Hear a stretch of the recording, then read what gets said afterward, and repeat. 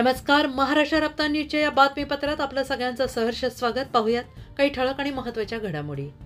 एक महत्त्वाची बातमी येते आहे समोर आपल्या आणि बातमी आहे अकोला येथून मौजे पिंजर येथे. अकोला जिल्ह्यातील मौजे पिंजर येथे दरवर्षीप्रमाणे यावर्षी सुद्धा शामकी माता प्राथमिक शाळा पिंजर येथे सांस्कृतिक कार्यक्रम घेण्यात आले आहेत आणि शाळेतील सर्व विद्यार्थी, पालक आणि शिक्षक या कार्यक्रमाला उपस्थित होते. अत्यंत उत्साहात हा कार्यक्रम पार पडला आहे.